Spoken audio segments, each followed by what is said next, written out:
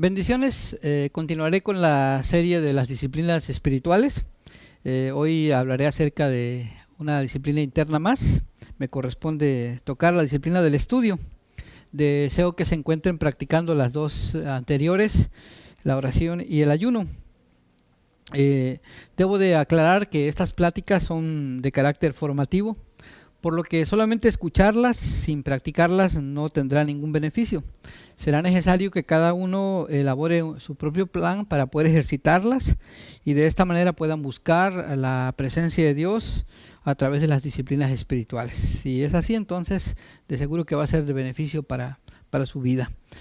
El propósito de las disciplinas espirituales es la transformación total de la persona. Su meta es la de reemplazar los antiguos hábitos destructivos de pensar por nuevos hábitos que producen vida.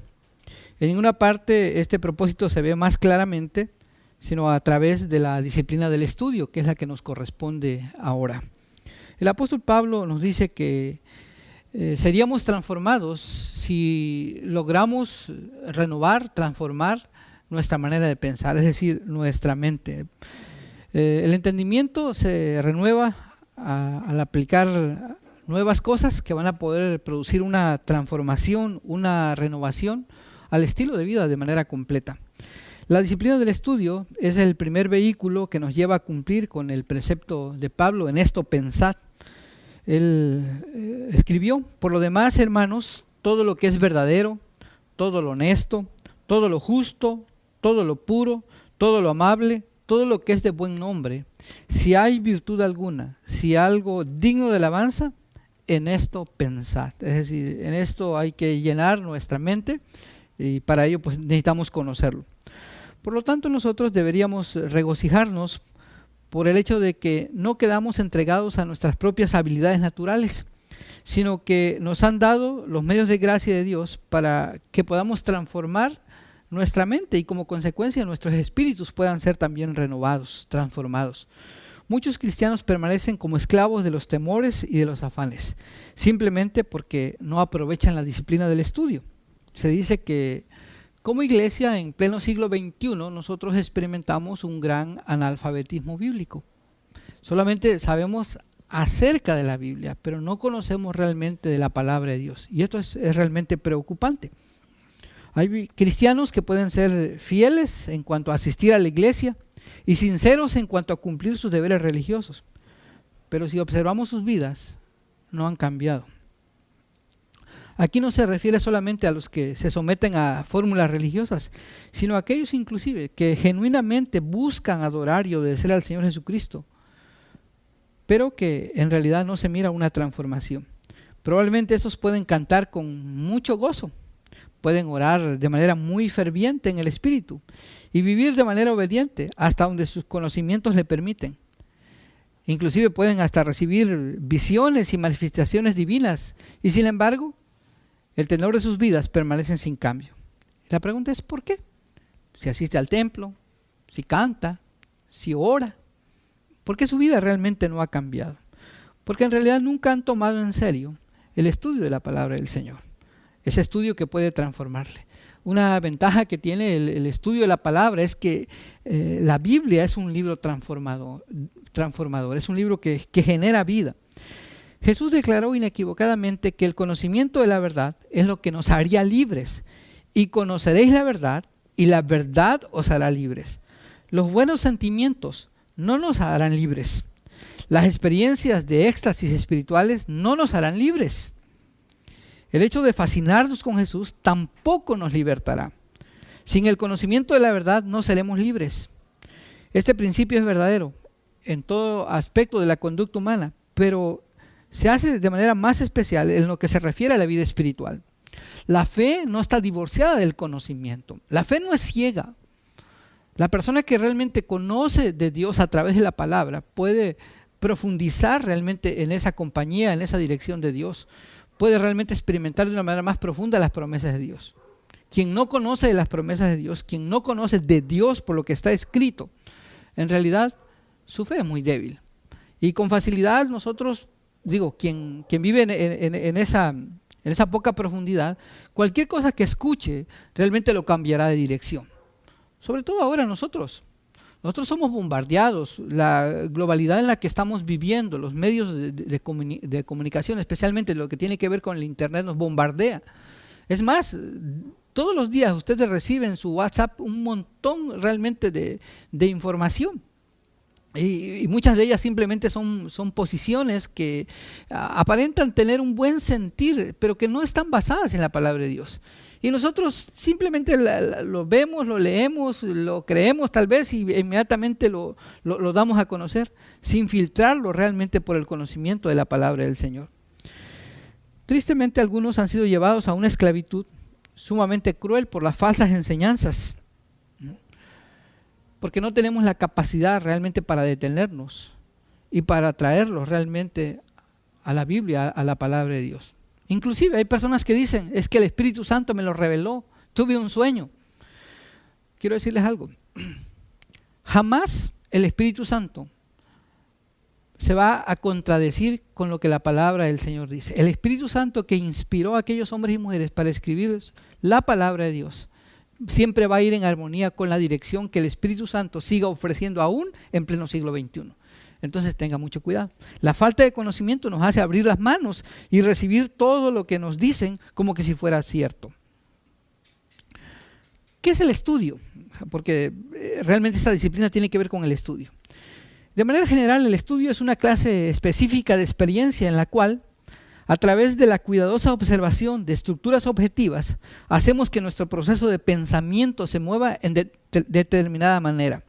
Tal vez estudiemos un árbol o un libro, lo vemos, lo sentimos. Al hacerlo, nuestro proceso de pensamiento adopta un orden en conformidad con el orden que hay en ese árbol o en ese libro.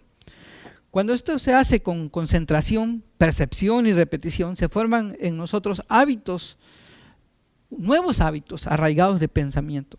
En el Antiguo Testamento se dieron instrucciones para que las leyes se escribieran en las puertas y en los postes de las casas, de tal modo que fueran repetitivas, que estuvieran a la vista de ellos de manera permanente. Y en todo momento tenían que estar repitiendo estos mandamientos. El propósito de esta instrucción era dirigir la mente repetida y regularmente hacia cierto modo de pensamiento con respecto a Dios y a las relaciones humanas. Por supuesto, el Nuevo Testamento reemplaza las leyes escritas en los postes por leyes escritas en el corazón que nos conducen realmente a una transformación. Y aquí el Espíritu Santo tiene su labor. Él se convierte en nuestro maestro. Una vez más tenemos que hacer hincapié en que los arraigados hábitos de pensamiento que están formados lleguen a transformarse en el orden de aquello que nosotros estamos estudiando. En este caso se trata de la palabra de Dios. Lo que estudiamos determina la clase de hábito que se ha de formar.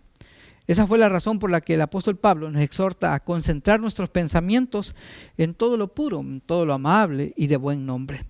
El proceso que ocurre en el estudio debe distinguirse de la meditación. La meditación es para devoción y me atrevo a decir que mucho de lo que nosotros vivimos precisamente está en este nivel, en el nivel solamente devocional, mientras que el estudio es analítico, es crítico. La meditación saboreará una palabra, mientras que el estudio la explicará. Aunque la meditación y el estudio con frecuencia se entrelazan y funcionan de manera concurrente, constituyen en dos experiencias diferentes. De hecho, son dos disciplinas diferentes.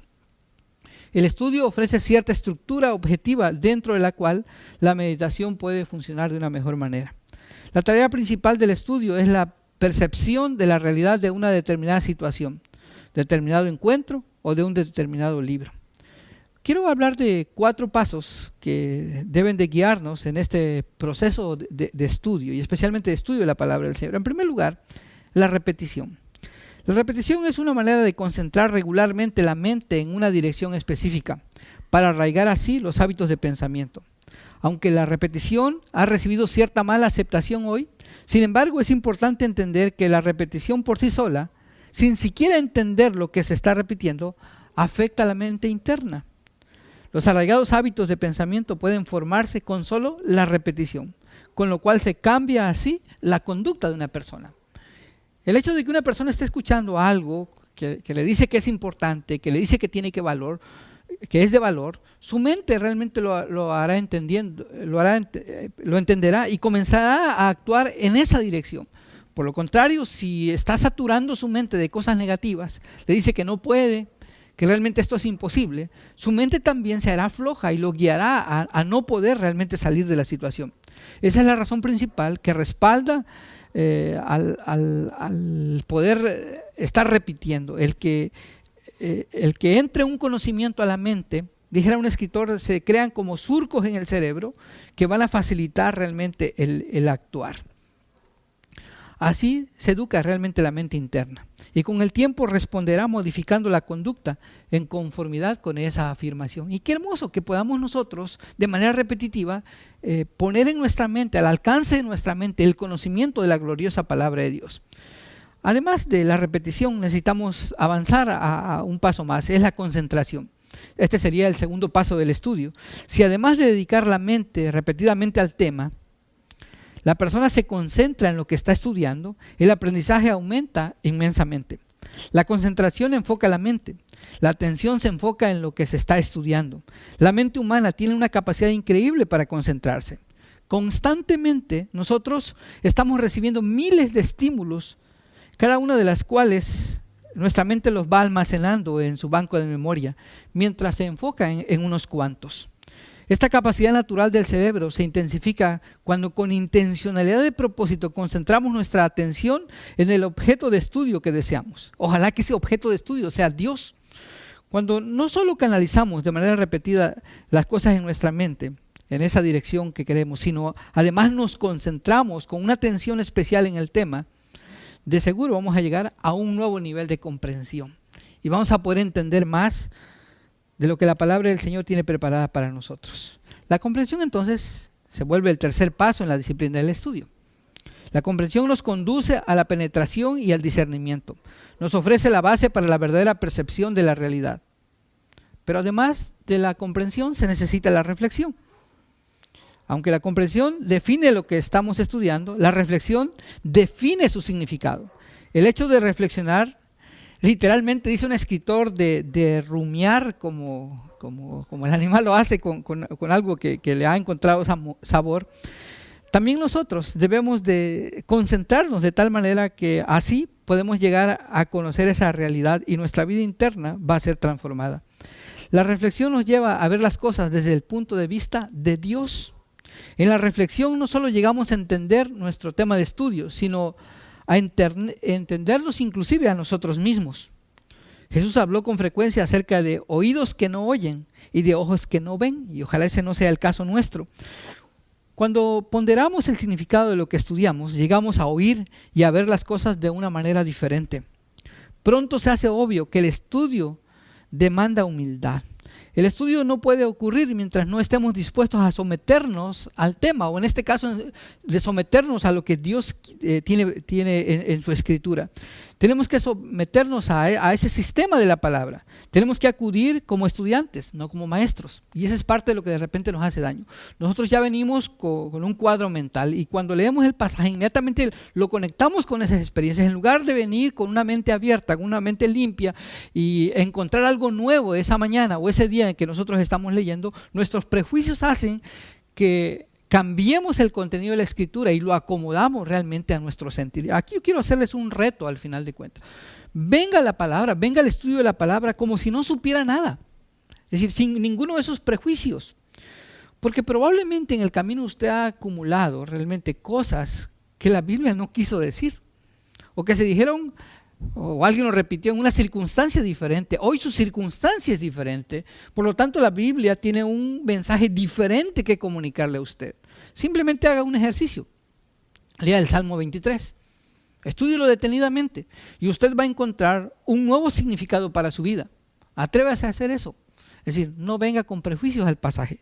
Venga realmente con una mente limpia para poder entender lo que Dios tiene preparado para usted. Todos conocemos a individuos que han tomado en algún momento algún estudio o que han obtenido algún grado académico, pero que cuando a ellos les toca hablar solamente exhiben información que han obtenido, pero que en realidad sus vidas no han sido afectadas.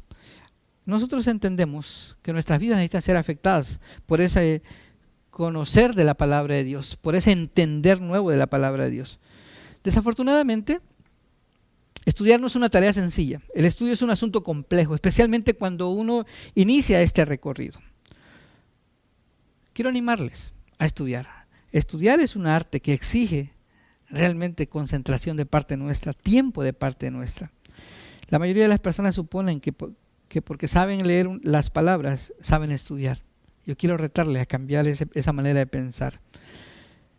Nuestra comprensión no está limitada. Dios nos ha dado una gran capacidad para que nosotros podamos comprender. Él nos creó de esa manera. Termino con estos consejos. En la primera lectura, trate de entender lo que el autor dice. En una segunda lectura, trate de encontrar lo que el autor quiso decir. Y en una tercera lectura, encuentre la razón por la cual el autor escribió. ¿Cuál es la verdad que se transmite allí? Si esto hacemos, de seguro que vamos a avanzar. Al estudiar, debemos permitir que el Espíritu Santo nos enseñe. Debemos ir a la palabra con una mente abierta. Además, para mejorar nuestra comprensión, tenemos que apoyarnos en otros libros. Pueden incluirse diccionarios, comentarios o alguna otra literatura interpretativa. La palabra de Dios transforma. Por eso el salmista preguntó, ¿con qué limpiará el joven su camino? Y él inmediatamente responde, con guardar tu palabra. Toda la escritura es inspirada por Dios y es útil para enseñar, para redarguir, para corregir, para instruir en justicia, a fin de que el hombre de Dios sea perfecto, enteramente preparado para toda buena obra. Escoja un libro pequeño de la Biblia, especialmente el Nuevo Testamento, tal vez una carta a Paulina, y léalo por completo todos los días durante un mes. Y le aseguro que después de estar pasando de manera repetitiva sobre ese pasaje, cada vez irá comprendiendo mejor lo que Dios tiene preparado para usted.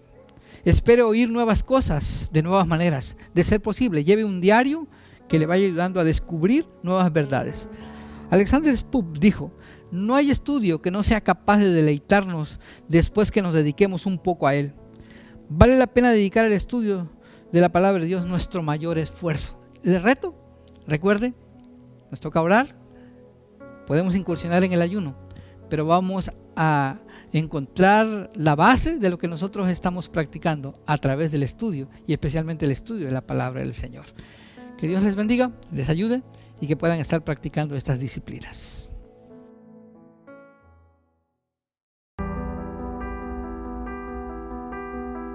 Les animamos a continuar con los tiempos de oración diaria de 5 a 7 de la mañana y por las noches de 10 a 12. Asimismo, a unirse en oración y ayuno los días miércoles y domingos. También a continuar practicando los medios de gracia de manera personal y familiar para cuidar nuestra vida espiritual.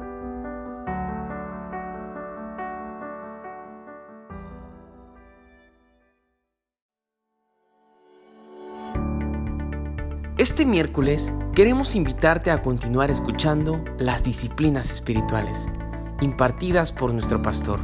Así que está atento a nuestra página de Facebook.